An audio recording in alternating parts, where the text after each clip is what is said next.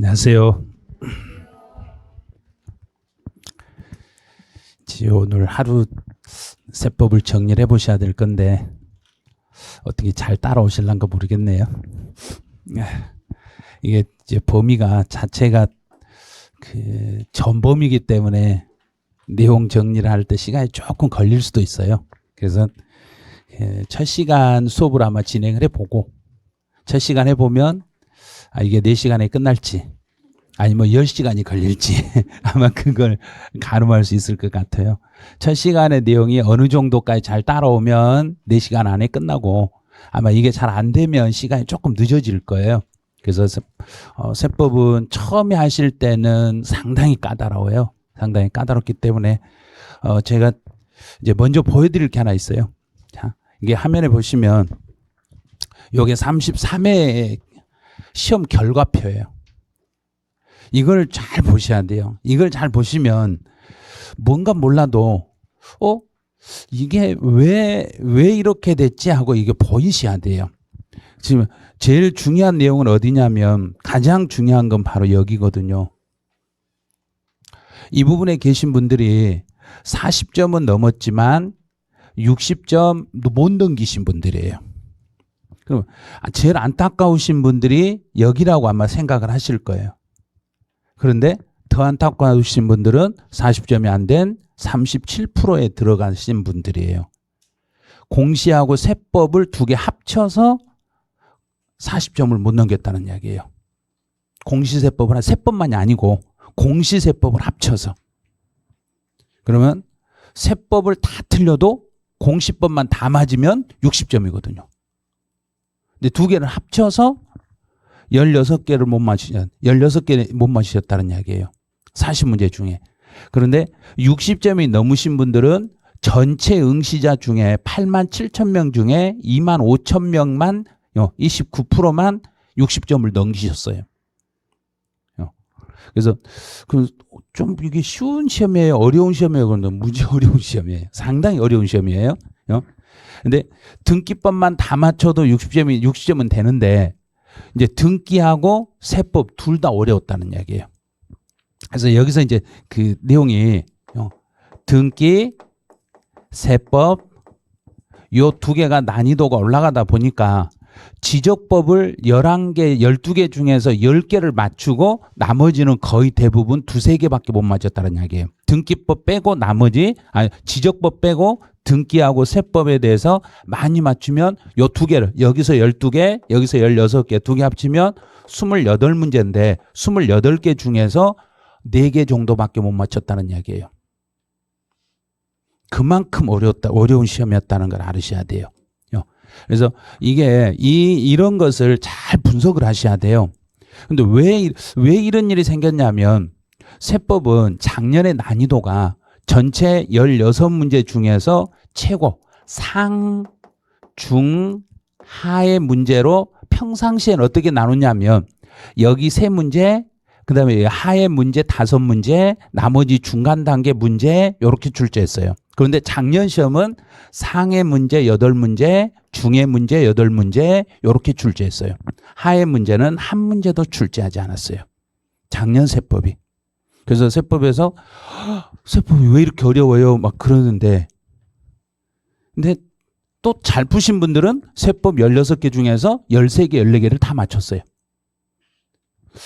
그러면 그분들은 쉬웠어요? 그랬대요. 아니요. 우리도 어려웠어요. 뭔 말인지 모르고 풀었는데 답을 이렇게 맞췄어요. 그래. 모르고 풀었는데 찍었는데 답이었어요. 그래.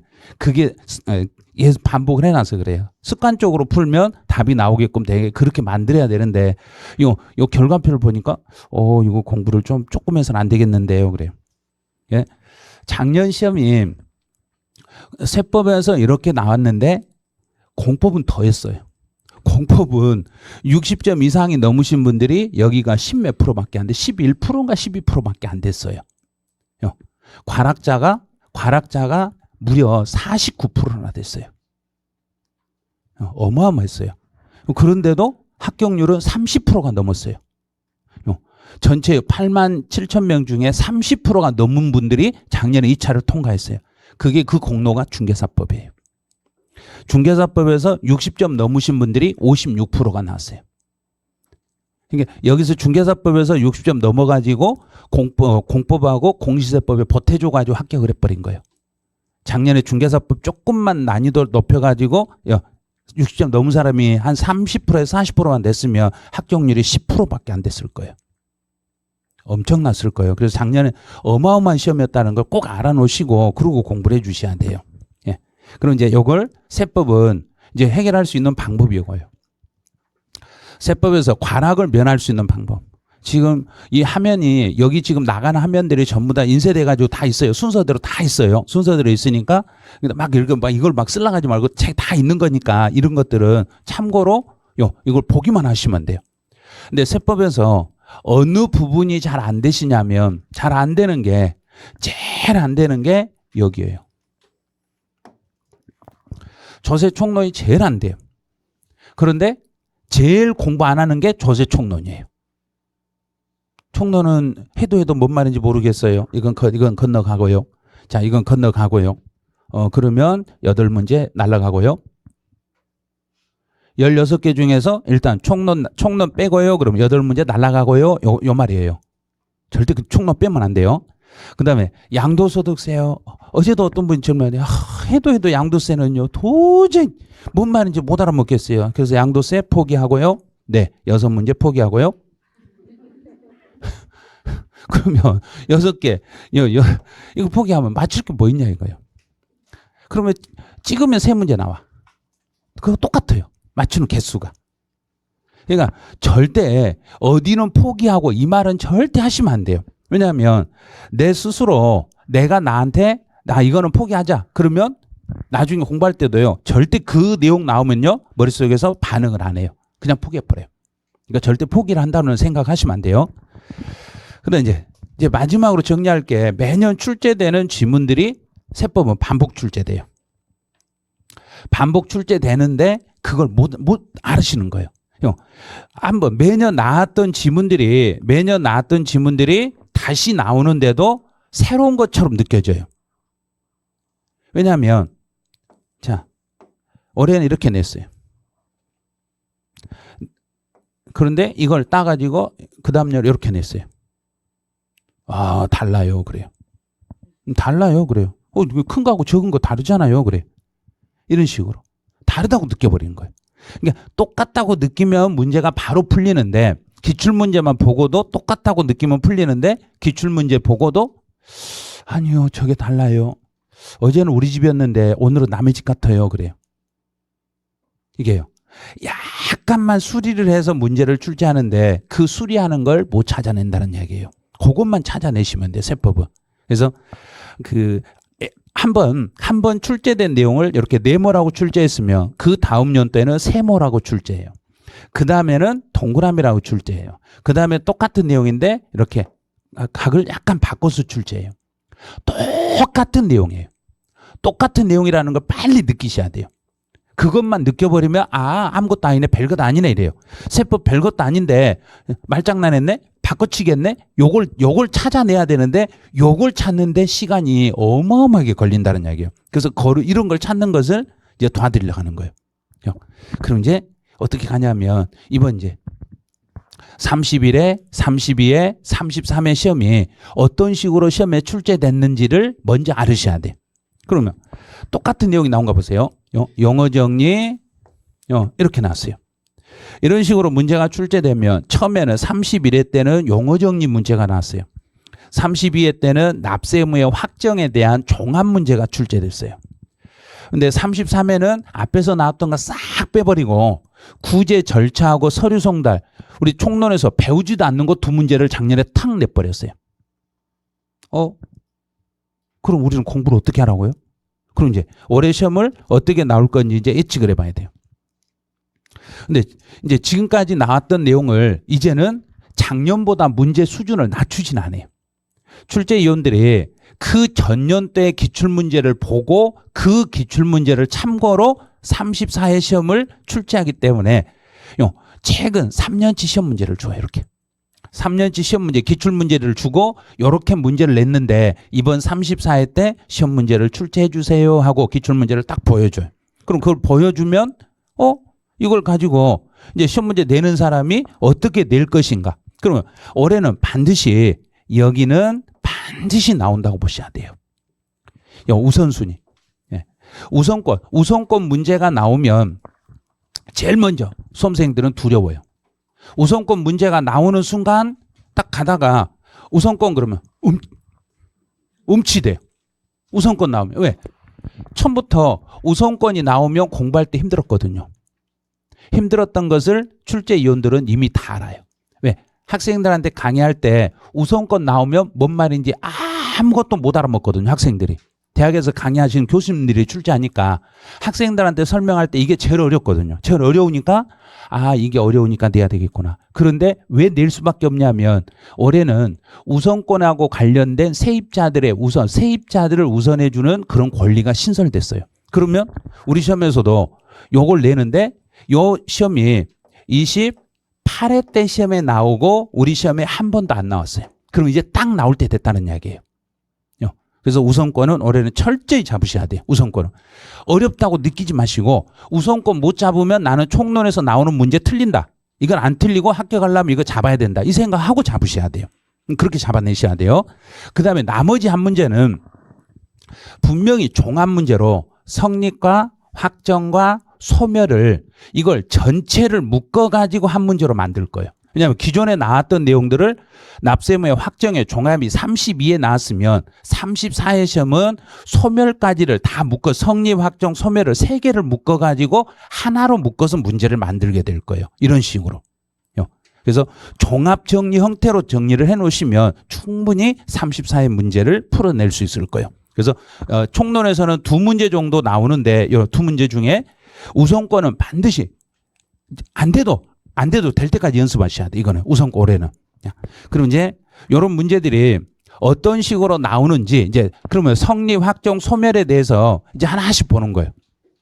자, 성립. 그럼 성립이라는 게 무엇을 성립이라는지요. 단어는 시험에 내질 않아요. 이 단어를 가지고요. 성립이라는 단어와 시기라는 단어 요거는 11월 달에 하는 거고 시험을 위해서는 이런 거 필요 없어요. 이미 다 알고 있다 보는 거예요. 그러면 이제 간단하게 설명을 들어보고 저 말이구나 하고 그러면 오케이 끝 이렇게 하세요. 여기서 성립이라는 것은 준비. 자, 준비. 성립은 그러면 언제 세금 계산 준비란 이야기예요. 언제부터 준비할 것인가.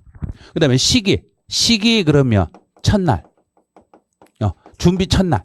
준비하는 첫날이 준비를 하는 처음이 언제냐 이거예요.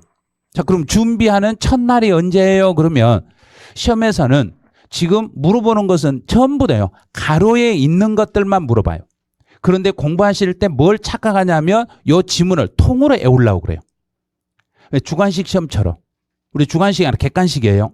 객관식 시험이고 이제 이걸 옳으냐 틀리냐 어디가 어느 부분이 어떤 부분을 가지고 문제를 푸는가 요것만 알면 되는데 요 지문 전체를 보려고 하니까 어려운 거예요. 세법 전체를 보시면 안 돼요. 딱 필요한 게 이렇게 읽을 때 이렇게 읽으시면 돼요. 취득세 준비는 언제예요? 성립을 취득세 준비는 언제예요? 그러면 이거 앞에 거 필요 없이 뭐 할 때요? 그러면 된가? 그래요. 그러면 되는 그렇게 읽어버리시는 거예요. 문제 풀 때 그래야 시간도 전략이 되고 답도 정확히 찾을 수 있어요. 자, 그러면 취득세는 그 물건을 취득하는 때예요. 해결 끝나버렸잖아요. 그다음에 이제 등록면허세도 똑같이 해요. 흐름을 그대로 읽어봐요. 등록면허세는 언제예요? 그러면 뭐 할 때요? 그러면 그렇죠. 등록할 때요. 끝. 이렇게 되는 거예요. 등록면허세는 등록할 때, 취득세는 취득할 때. 그럼 재산세는요. 똑같이 가봐요. 재산세는 언제 준비 들어가요? 그러면 기준이 되는 날짜가 있어요. 매년 날짜가 매년 6월 1일 이렇게 되는 거죠. 봐요. 순식간 하나씩 해결되잖아요. 그다음에 개인분 주민세. 주민세 같은 경우는 재산세하고 약간 달라요. 개인들이 가지고 있는 주민세는 그렇죠. 7월 1일. 근데 시험 볼 때 이걸 8월 1일로 내요. 옛날에 8월 1일이었거든요. 그러다 이제 바뀐 지가 몇 년 안 돼요. 7월 1일로 바뀐 지가. 그다음에 자동차. 이제 수업 시간에 제가 계속 얘기하죠. 자동차는 우리 집에서 제일 친한 게 나하고 자동차예요. 자동차하고 제일 친해. 그럼 제일 친하려면 나는 자동차하고 오늘부터 너는 1일이다. 너는 1일이다. 이런 식으로 암기하면 돼요. 그렇게 끝났잖아요. 요런 문제가 29회 때 시험에 나왔어요. 29회 때 이 부분을 가지고 출제했어요. 그럼 그 다음에 30회 때는 그런 걸 안 내, 이제. 그럼 이걸 안 내면 이제 나올 것은 기본적인 것은 취득세, 등록면허세, 재산세는 누구든지 다 공부해서 맞추거든요. 그러니까 요걸 출제를 하는 게 아니라 출제는 바로 여기를 하는 거예요. 이 부분을 이제는 철저히 잡아주셔야 돼요. 이 파트를 이제는. 자, 그럼 지방의 소득세는 자, 이제 지방의 소득세가 무슨 세하고 똑같은지 잘 보셔야 돼요. 지방의 소득세는 무조건 지방의 소득세는 국세 무슨 세하고 나란히 움직인다 그랬는가? 똑같아. 똑같은 세금. 그래요. 소득세.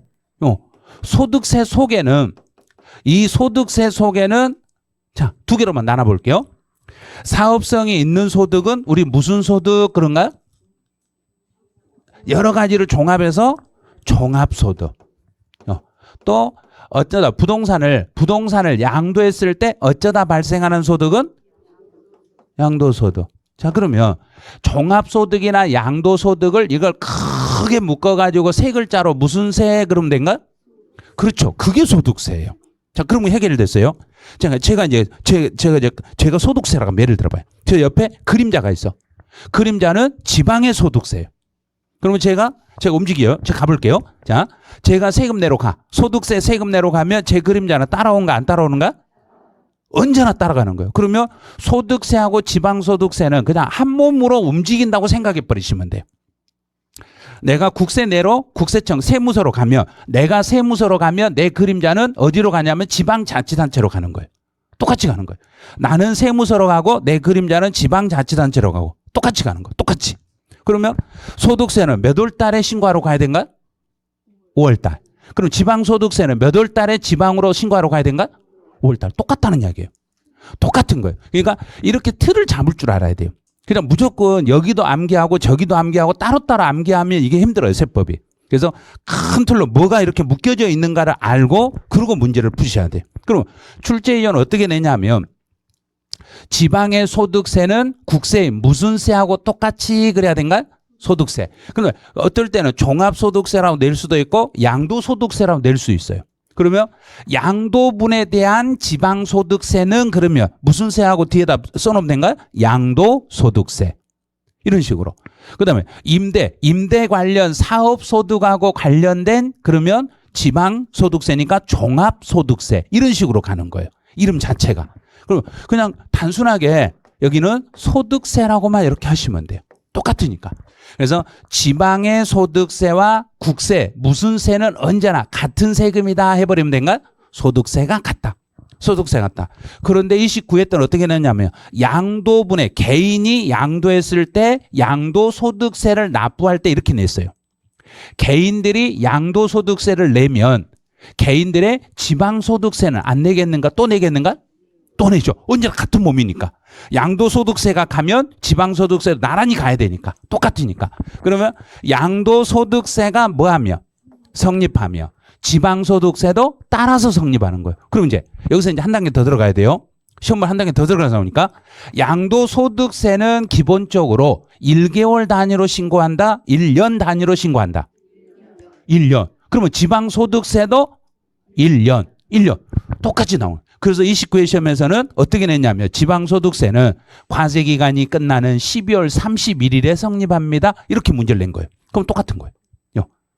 이렇게 한 단계를 더 들어가서 내버리니까 이것만 단순히 암기해가지고 풀기가 무지 어려운 시험처럼 보인다는 이야기예요. 보이기만 그렇게 보여요. 실제로는 절대 그게 아니라는 거. 그 다음에 지방의 소비세. 자, 지방의 소비는 지방에서 소비하든 지방에 가서 소비하든 도시에서 소비하든 우리나라 국가에서 소비하든 물건을 사면 물건값에 뭐가 붙어 있는가? 그렇죠. 부가가치세.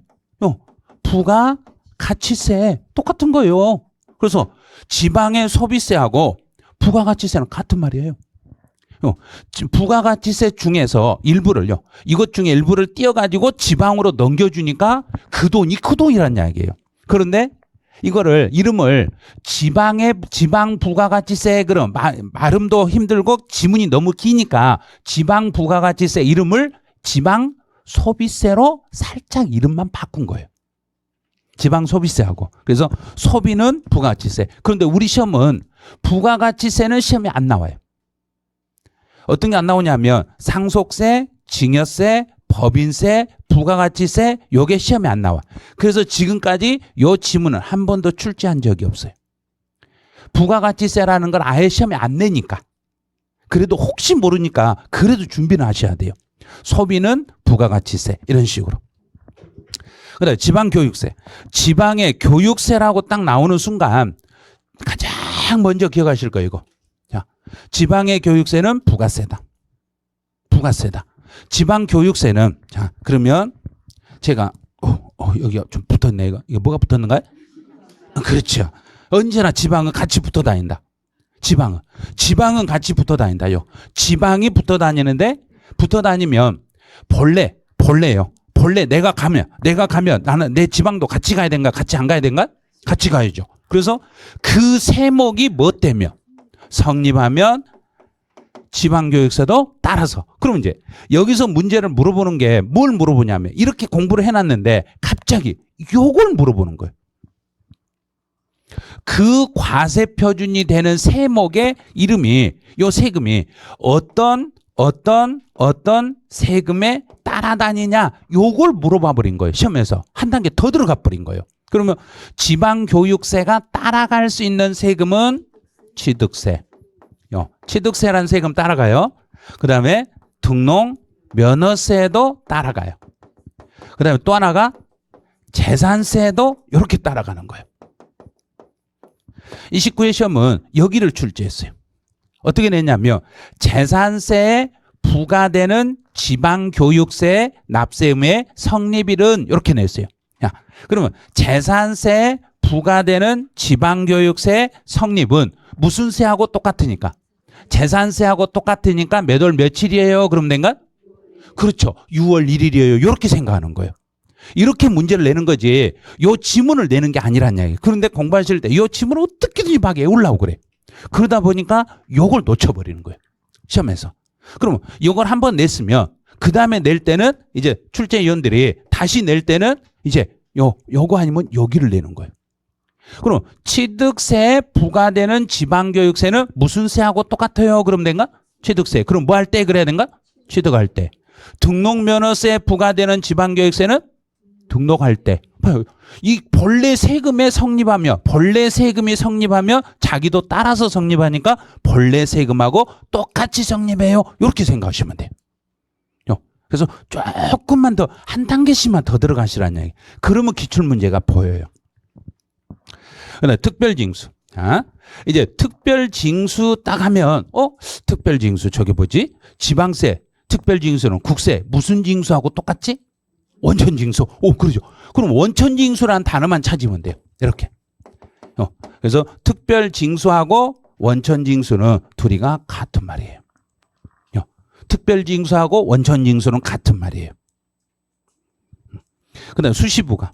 자, 이게 작년 시험 문제네요. 수시부가는 수시로 부과한다는 이야기는 수시로 뭐 할 필요가 있으니까. 세금을 부과할 필요가 있으니까. 그럼 수시부과할 사유. 그렇죠. 사유가 발생이 되면 수시부가 사유가 발생이 되면 그때 계산할 준비하시면 돼요. 그래서 올해 이제 시험 문제 나올 수 있는 거 이 안에서요. 요걸 보시라는 이야기예요. 앞에 있는 취득세, 등록면허세, 재산세는 누구든지 공부하면 다 맞출 수 있어요. 그래서 요걸 가지고 내지 않아요. 29회 때는 여기를 냈어요. 자, 29회 때는. 그리고 이제 나올 수 있는 지문은 지방소득세부터 수시부가까지 특수한 것들을 위주로 공부를 해 놓으시라는 이야기예요. 자, 그럼 지방세 이제 끝났어요. 이제 국세로 가봐요. 자, 국세. 국세 같은 경우는 언제나 국세를 공부할 때는 여기는 놓치면 안 돼요. 요 소득세는 어떤 일이 있어도 놓치면 안 돼요. 양도소득세에서 따로 시험 문제를 출제해요. 이거는 양도소득세 파트에서 성립 시기를 따로 문제를 내버리기 때문에 절대 놓치면 안 돼요. 그럼 이제 여기를 풀 때는 확정, 예정, 중간예납 요거를 개월수를 먼저 생각하세요. 개월수. 먼저 문제 풀 때 확정 그러면 소득세 확정은 1년 단위로 해요. 예정은 1개월 단위로 해요. 중간 내납은 6개월 단위예요. 요걸 먼저 생각을 하는 거예요. 이게 정리가 되면 그 다음부터 문제는 그냥 아주 쉽게 풀려요. 요게 정리가 되시면. 그런데 막무가내 암기하려고 달라들면 나중에 하나는 풀 수 있는데 2개, 3개 넘어가면 풀기가 조금 어려워요. 이게요. 그래서 확정은 1년이다. 그러면 여기서 1년이라는 건 우리 언제부터 언제까지 1년이라고 칭하냐면 그렇죠. 1월 1일부터 12월 30일 특별한 사정이 없는 한 요게 1년을 딱 고정을 해야 돼요.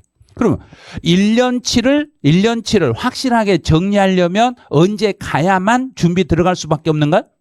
12월 말. 그래서 과세 기간이 끝나는 때. 과세 기간이 끝날 때가 12월 31일입니다. 이렇게 되는 거예요. 과세 기간이 끝나는 때 준비 들어가는 거예요. 그다음 이제 예정은 1개월이니까 1개월 하면 한 글자로 줄여보세요. 1개월을 한 글자로. 달. 1개월, 한 달, 달, 이번 달. 자, 달.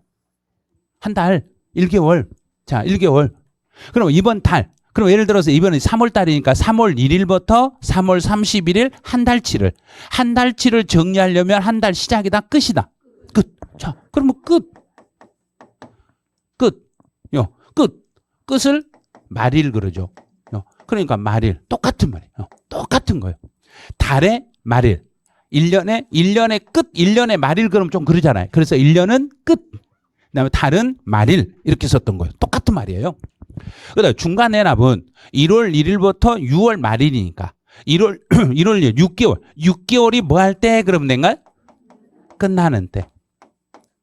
6개월이 끝났을 때. 29회 시험은 여기를 출제했어요.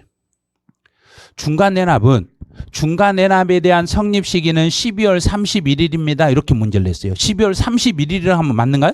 아니죠. 왜냐하면 중간 내납은 1년이 아니라 몇 개월이니까.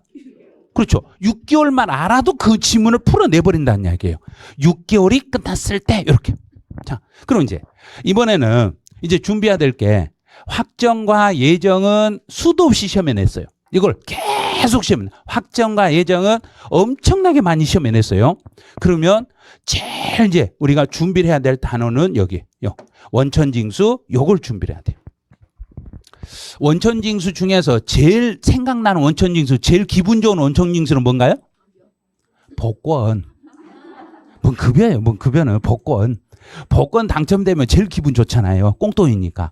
그럼 안 돼봐서 그런가요? 한번 사보세요. 이제 오늘 금요일이니까 오늘 사면 좋겠네요. 내일 하루. 그러니까 일주일이 즐거우려면 월요일 날 사야 돼요. 그렇죠. 월요일 날 사놔야 토요일까지 기다리는 그 맛에 그런 게. 근데 금요일 날 사면 하루밖에 없잖아요. 토요일 날 얼른 발표해 버리니까. 그러니까 원천 징수는 돈을 주는 사람 쪽에서 징수하는가요? 받는 사람 쪽에서 징수하는가? 알아버렸네. 그렇죠. 주는 사람 쪽이니까 금액을 뭐 할 때. 그렇죠. 그 논리를 기억하시면 돼요. 그러니까 이게 세법들이 어려운 것처럼 보이는데 진짜 쉬운 것들이 많거든요. 그래서 원천징수 그러면 주는 사람이 돈을 뭐 할 때? 줄 때 띄는 거니까. 그래서 지급할 때 징수하니까.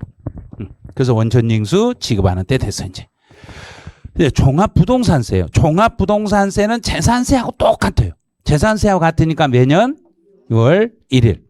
상속세는 이제 요거를 착각하실 때 어떻게 하면 이거 풀 수 있냐면 이거예요. 상속세는 일단은 죽은 사람이 내는 세금이든가요? 받는 사람이 내는 세금이든가? 봐요. 죽은 사람 받는 사람 아니에요. 자, 들고 있다. 죽으면 어떻게 되는가요? 죽는 순간 놔버리잖아요. 죽는 순간이에요. 죽는 순간. 그래서 이건 상속세는 사망자가 내는 세금이기 때문에 죽는 순간을 아주 고상하게 상속 개시일 그래요. 잘 모르면 그냥 상속 개시일이 죽은 날 그러면 돼요. 사망일이라고 쓰면 법에다 쓰기 좀 그렇잖아요. 그래서 상속 개시일이라고 써준 거예요. 자, 증여는 주는 사람이 내든가요? 받는 사람이 내든가? 그렇죠. 증여는 받는 사람. 그래서 증여는 받는 사람이니까 그 재산을 뭐 했을 때? 받았을 때 받은 것을 두 글자로 다른 말로 바꿔 살짝 좀 더 고급스러운 단어로 바꿔보세요. 받는 걸. 그렇죠. 취득할 때. 봐요. 이제 용어를 이렇게 찾아가는 거예요.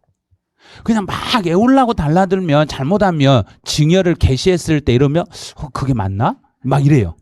그러니까 증여를 개시하는 주는 쪽 입장이 아니라 받는 쪽 입장이니까 재산을 받았을 때 모르면 받았을 때 이러면 돼요. 받았을 때. 그래서 받은 것을 취득하는 때 이렇게 가는 거예요. 국세 성립 시기는 소득세 놓치면 안 돼요. 이 소득세 절대 놓치면 안 돼요. 확정, 예정, 중간, 원천 이 네 개를 한꺼번에 다 정리하셔야 돼요. 요 네 개를 한꺼번에 정리를 해 놓으시면 이제 문제 풀다 보면 우리 예정 신고든 확정 신고든 요게 써먹을 때가 있을 거예요. 요 부분이요. 문제 풀 때 양도소득세 문제를 풀 때 지문 한 줄씩이 들어오니까 요걸 지금 정리해 놔요. 그때 거기 가서 풀 수 있어요. 요 내용을. 자, 성립은 여기서 끝. 자, 성립에서 나오는 지문은 단독 문제가 나오면 지금 정리한 걸 가지고 다 풀 수 있어요. 자, 확정. 이제 납세의무의 확정은 요게 이제 32회 때 종합 문제로 나왔던 문제. 이게 이제 종합적으로 나왔는데 먼저 신고 납부의 확정, 보통징수의 확정 요 두 개를 자, 그럼 기한 후 신고까지 한번 가보죠. 이게 정리가 되셔야 되는데 이게 정리가 되실 수 있을 거예요. 자, 신고 납부는 누가 하고 있는가요? 내가. 보통징수는 정부가 됐죠? 그러면 신고 납부는 내가 뭐 하면서 확정이 되고 신고하면서. 자, 신고하는 때 이제 저는 여기다 신고할 때 이렇게 쓰는데 문제 내는 신분은 신고서를 뭐 할 때 하고 똑같냐면 제출할 때 이거하고 같은 말이에요. 신고서를 제출하는 때 이거하고 신고하는 때 똑같은 말이에요.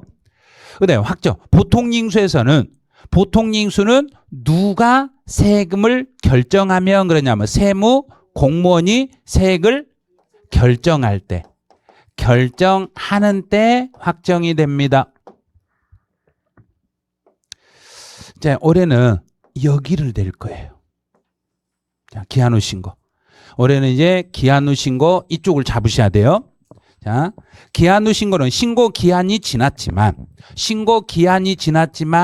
내가 신고는 지금 하고 있는가 안 하고 있는가요?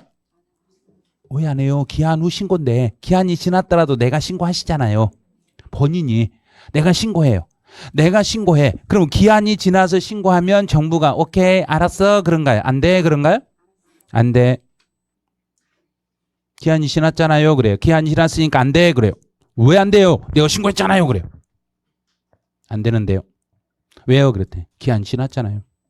아니 그래도 당신들이 신고 받았잖아요. 아니 받았잖아요. 그래요. 아니 이건 받기는 했지. 그래요. 받기는 했지. 그래요. 그런데 내가 기한이 지나서 신고한 것은 그대로 확정을 해주는 거 안 해주는가요? 안 해줘요. 그래도 안 해줘요. 그러면 내가 신고해도 정부는 신고받고 다시 몇 개월 안에 결정을 해야 되고 3개월. 그러면 결정하는 때가 확정이 되는 거예요. 이런 걸 조심해야 돼요. 그래서 기한 후 신고는 내가 신고하더라도 효력은 확정의 효력은 있다 그래야 된가? 효력은 없어요 그래야 된가? 없어요. 이렇게 가는 거예요. 이렇게 되는 거예요. 그래서 올해는 기한 후 신고 쪽을 아마 물어볼 확률이 커요. 이런 게. 그럼 이제 어떤 게 신고 나쁘고 어떤 게 보통징수인지 이제 요거는 이제 스스로 찾아가야 돼요. 자, 가보죠. 취득세는 신고 납부, 등록면허세 신고 납부, 재산세 보통징수, 종합부동산세 원칙은 보통징수. 그럼 선택해서 본인들이 신고할 수 있어요. 그래서 선택해서 신고할 수 있어요. 양도소득세 신고 납부. 자, 됐어 이제. 자, 여기까지. 요거는 놓치면 안 돼요. 자, 32회 시험은 어떻게 냈냐면 취득세는 신고하는 때 확정이 됩니다. 등록면허세 신고할 때 확정이 됩니다. 재산세 결정할 때 확정이 됩니다. 종합부동산세는 납세의무자가 신고하더라도 확정이 됩니다. 자, 납세의무자가 신고하더라도 확정은 되는가 안 되는가? 돼요. 되는 거예요. 자, 양도소득세. 이제 여기서 32회 시험이 기출문제 이렇게 나왔어요. 예정 신고하면 확정된다 안 된다? 근데 시험은 안 된다고 나왔어요. 예정 신고로서는 확정이 안 됩니다. 자, 제가 예정 신고서를 제가 정부에게 이렇게 내밀면 정부가 네, 알았어요. 그런가요? 안 돼요. 그런가요? 알았어요. 그래요. 일단 신고서를 내밀면 기한 후 신고가 아닌 것은 무조건 오케이. 자, 그럼 예정 신고 때도 확정은 된다 안 된다? 된다. 되는 거예요. 그런 걸 착각하면 안 돼요. 예정 때도 신고서 들어가면 확정, 확정 때도 신고서 들어가면 확정, 둘 다 확정이 되는 거예요. 이제 여기까지 끝내시면 안 돼요. 여기서 단계를 한 단계 더 들어가야 돼요. 자, 취득세는 내가 신고를 불이행하며 신고를 못하면 원칙은 누가 계산을 해줘야 되는데 정부가 계산해 주는데 정부에서 결정하여 통지하기 전에는 기한 후 신고도 할 수 있습니다. 등록면허세도 내가 신고 납부를 해야 되는데 신고 납부를 불이행하면 보통 징수로 정부가 고지서를 보내주는데 정부가 결정 통지하기 전에는 기한 후 신고가 가능하다 불가능하다? 그렇죠. 가능합니다. 이렇게 가는 거예요. 그럼 재산세는 정부가 고지서를 보내야 되는데 나도 선택해서 신고할 수는 있다 없다? 절대 안 돼요. 절대 안 돼요. 재산세는. 그럼 재산세는 이미 정부가 결정해서 통지했다 안 했다? 했으니까 기한 후 신고는 안 됩니다. 자, 이제 그러면 여기서 이제 주의하셔야 돼요.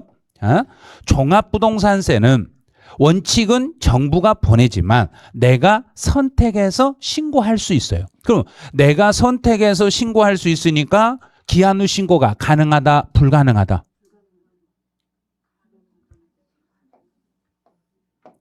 정부가 이미 보내버렸잖아요. 이걸 조심하셔야 돼. 그래서 여기서 제일 많이 틀려 나가시는 거예요. 왜냐하면 내가 선택해서 할 수 있다는 생각을 해버리니까 그래요. 선택해서 하는 것은 이미 정부가 고지서를 보냈다는 생각도 하셔야 돼. 정부가 고지서를 보내놓고 이게 마음에 안 드니까 내가 선택해서 신고하는 거예요. 그럼 내가 신고 안 하면 이미 정부가 결정해서 보낸 게 집에 들어있는 거 안 들어있는 거? 있죠. 있으니까 이미 확정돼 버렸는 거 안 되는 거? 됐으니까 기한 후 신고는 안 되는 거예요. 그래서 종합부동산세는 기한 후 신고가 불가능합니다. 그래요.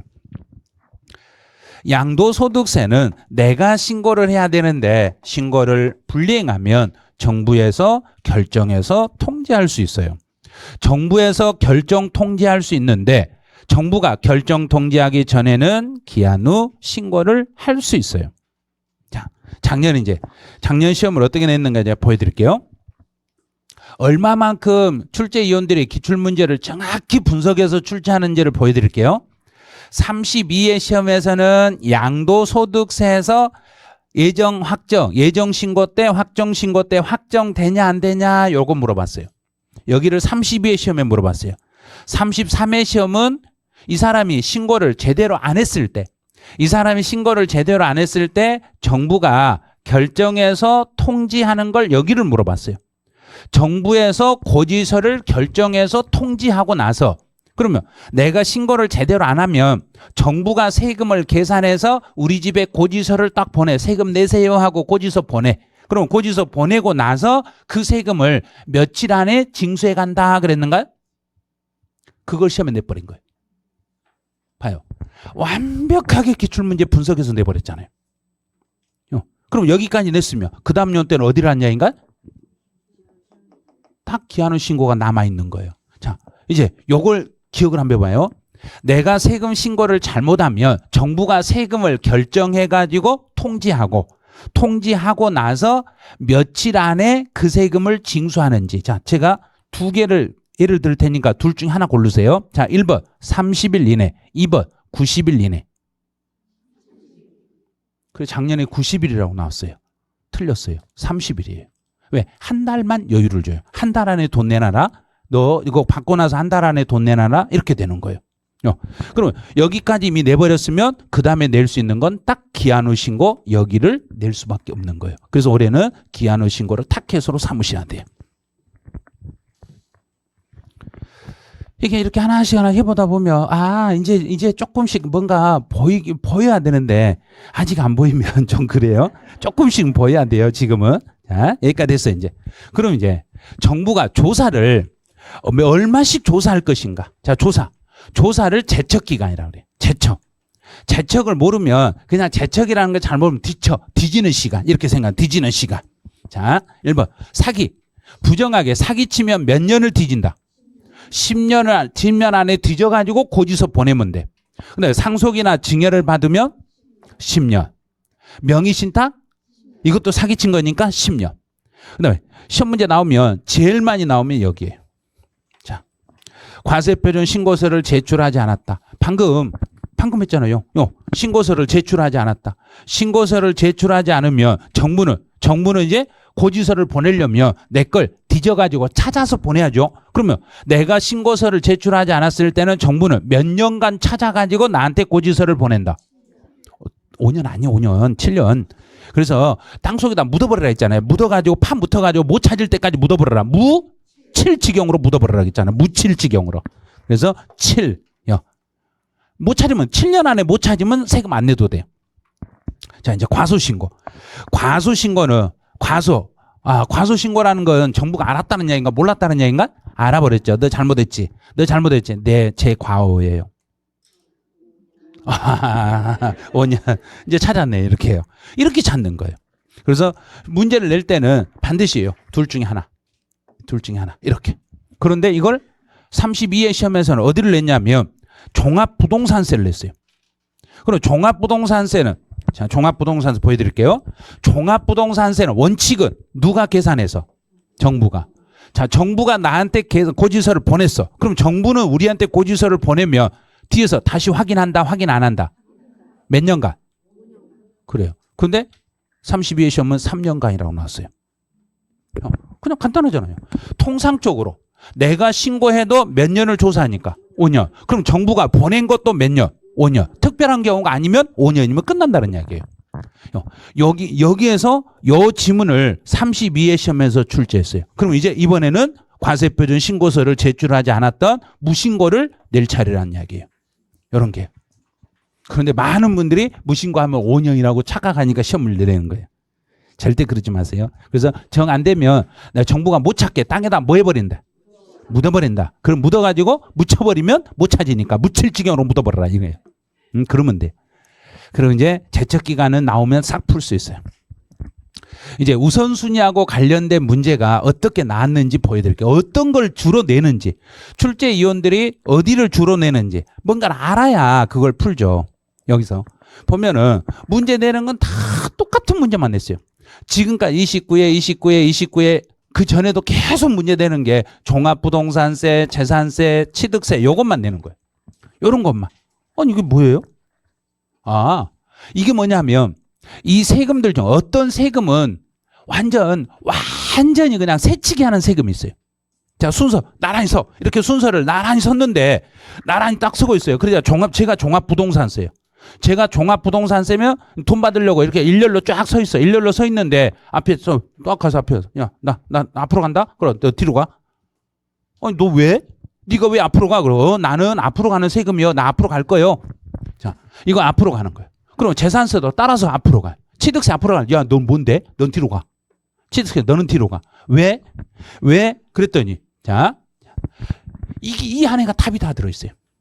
이 안에가 답이 다 들어있어요. 근데 이걸 못 찾아내시는 거예요. 잘 보셔야 돼요. 자, 취득세나 등록면허세나 양도소득세는 정부가 고지서를 보내고 있는가요? 내가 신고하고 있는가? 내가. 그런 행위가 있을 때 내가 신고하는 거예요. 그런데 재산세나 종합부동산세는 내가 신고하는가? 정부가 보내주는가? 정부가 보내주는데 무슨 행위가 있으면 보내주는가요? 매년 보내주는가? 매년 보내주는 거예요. 매년 날짜가 지정돼 가지고 고지서를 보내주는 것들이기 때문에 요것들은 누군가하고 싸우라는 이야기인가? 싸우지 말고 그냥 앞에서 가져가라는 이야기인가? 싸우지 말고. 그런데 취득세나 등록면허세나 양도소득세는 매년 정부가 습관적으로 보내고 있는가요? 그 행위가 있으면 세금을 신고하는가요? 행위가 있으면 그러면 너희들은 다른 것하고 싸워가지고 싸워서 순서를 정해라. 그런데 재산세나 종합부동산세는 매년 고지서가 나오기 때문에 너희들은 우선적으로 돈을 주겠다.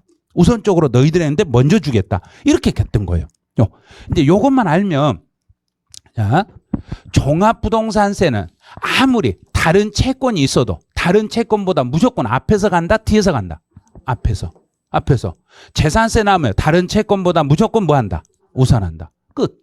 다른 지문을 읽으면 안 돼요. 여기서 세금의 이름이 딱 나오는 순간 아 너는 정부가 계속 매년 보내니까 너는 먼저 가져간다. 너는 먼저 가져간다. 그러면 취득세는 먼저 가져간다. 순서를 싸워야 된다. 그렇죠. 너는 싸워야 된다. 왜? 너는 언제 취득할지 모르잖아. 그러니까 너는 싸워야지. 그러니까 싸울 때 이렇게 해요. 제출한 날 전에 설정을 했단 말은 신고서를 제출한 날이 요 날이 법정 기일이에요. 제출한 날. 그러면 제출한 날보다 먼저 설정은 잡았다는 얘기예요. 그러면 다른 채권이 세금보다 먼저 잡고 있으니까 다른 채권이 먼저란 야인가 취득세가 먼저란 야인가? 다른 채권. 그러면요. 담보된 채권은 취득세요. 요거는요. 담보된 채권은 취득세에 뭐 한다? 우선한다. 이렇게 가는 거예요. 그러니까 여기서는 반드시 세금 종류만 보고 푸시는 거예요. 어떤 세금의 종류냐에 따라서 내가 신고하는 세금들은 먼저 가져간다. 싸워라. 신고하는 거 너희들은 싸워라. 그런데 정부가 보내는 건 정부가 우리가 보냈으니까 우리는 싸운다 안 싸운다. 왜? 정부 자기들이 먼저 가져간다는 얘기예요. 자, 그럼 이제 어떤 식으로 공부한 거예요? 여기가 제일 중요한 게 바로 요거예요.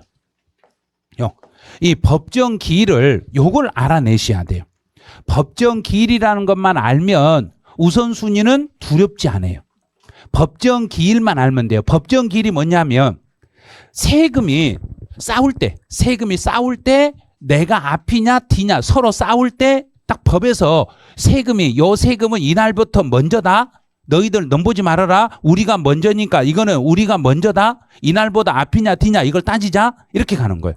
자, 그러면 신고 납부 세목들은 어떻게든지 정부가 자기들이 세금을 가져가려고 최대한 날짜를 앞으로 당겨놨겠는가 뒤로 늦춰놨겠는가? 앞으로 당겼겠죠. 정부 편에서 세금을 어떻게든지 빨리 가져가려고 신고 한 날로 잡아놓은 거예요. 신고일 이렇게 신고일 이렇게 해놓은 거예요. 신고일. 그러면 신고일 해놨어요. 그런데 시험 문제를 어떻게 내냐면 신고 기한 이렇게 내요. 자, 그럼 이제 날짜를 한번 연습해 볼게요. 오늘이 3월 3일 날 제가 신고를 했어요. 근데 3월 31일이 신고의 기한이에요. 자, 그러면 3월 3일이 법정 기일이 되는가요? 3월 31일이 법정 기일이 되는가요? 3월 3일이 되는 거예요. 어떻게든 정부는 하루라도 빠른 날짜로 자기들이 우선적으로 가져가려고 이렇게 하는 거예요. 싸우니까. 어떻게 싸울 때는 먼저 가져가려고 세금이 먼저 가져가려고 하는 거예요. 그다음에 신고 후. 자, 여기서 3월 3일 날 신고해 놓고 3월 31일까지 세금을 납부를 안 해버렸어요. 납부를 안 했더니 5월 10일 날 정부가 고지서를 발송을 했네. 그다음에 5월 12일 날 우리 집에 그 고지서가 도달했어요.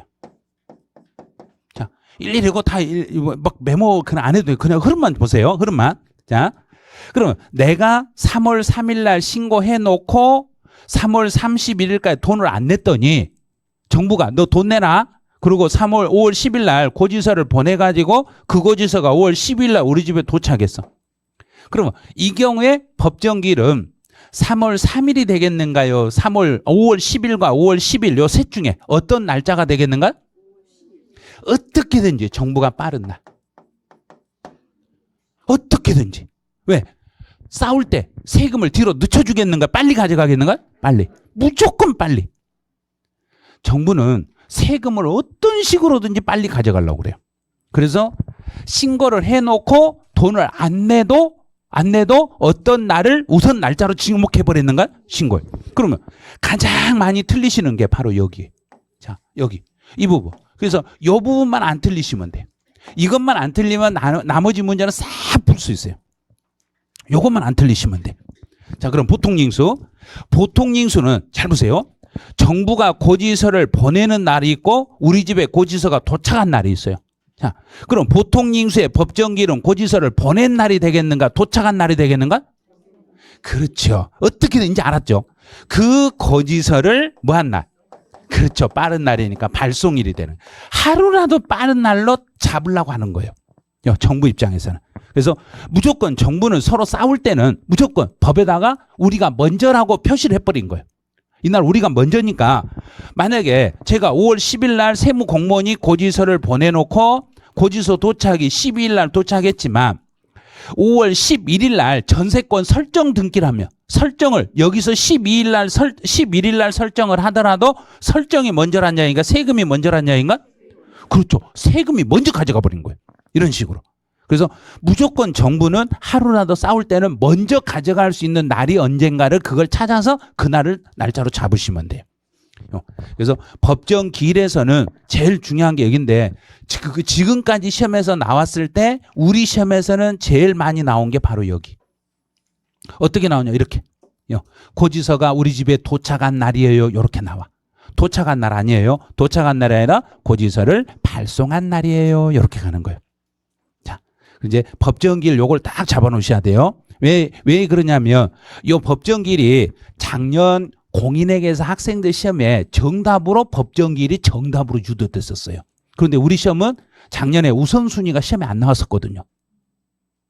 우선순위가 작년에 안 나와서 이게 그냥 넘어간 거지.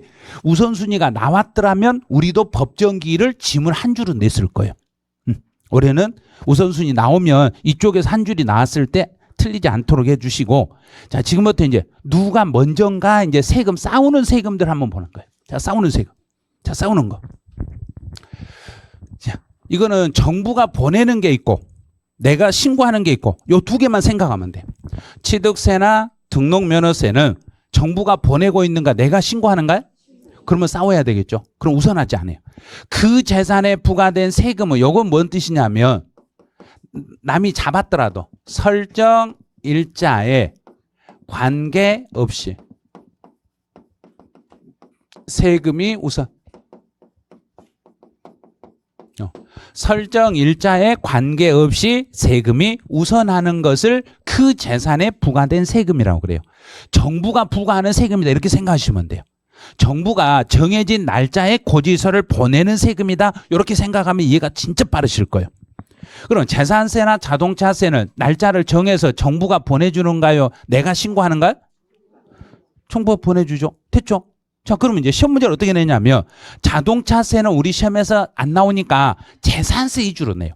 그럼 재산세는 몇 월 달하고 몇 월 달에 고지서가 날라오던가요? 7월과 9월. 매년 시험에 그걸 내는 거예요. 자, 7월과 9월. 근데 자, 벽에다가 페인트 칠하는 것은 건물이죠. 그럼 건물은 7월 달. 항공기도 칠하면 7월 달. 선박도 7월 달. 속이 안 좋으면 토지는 9월달. 방법은 이것밖에 없어요. 외울 수 있는 방법은. 예. 그렇게 시험에 나오는 거예요. 그러면 재산세는 정해진 날짜에만 고지서가 나오니까 먼저 줘야 된가 나중에 줘야 된가? 먼저 줘야 되는 거예요.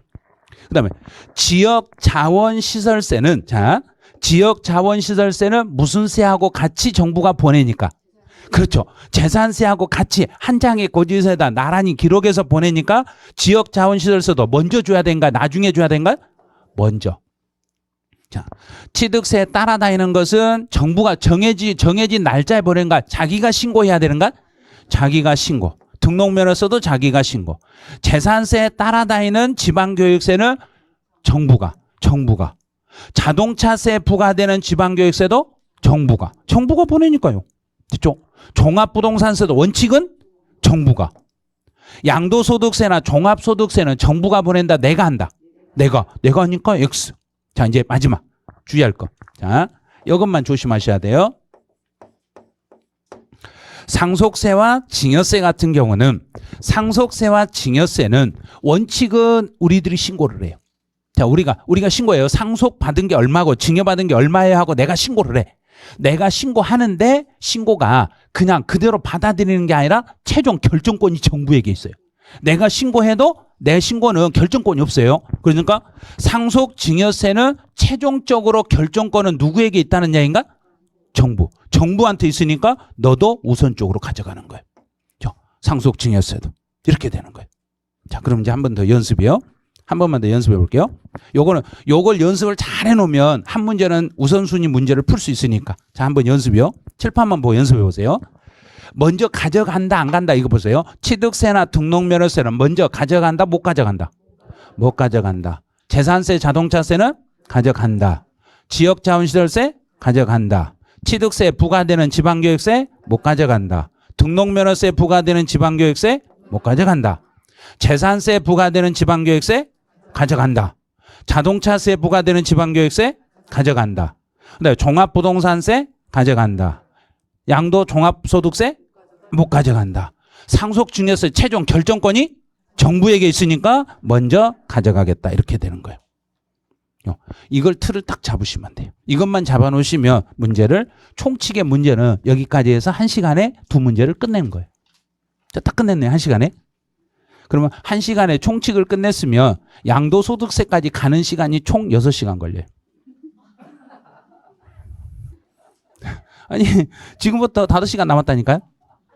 지금부터 지금 속도로 가면 중간에 날림으로 하면 안 되니까 그게 아마 1시 반쯤에 수업이 끝나고 나서 1시간 쉬었다가 하면 2시간 정도 더 해야 될 거예요. 그래야 아마 수업이 끝나. 지금 상태로 가면 이렇게 천천히 하는 게 낫지. 그냥 전 안 좋은데.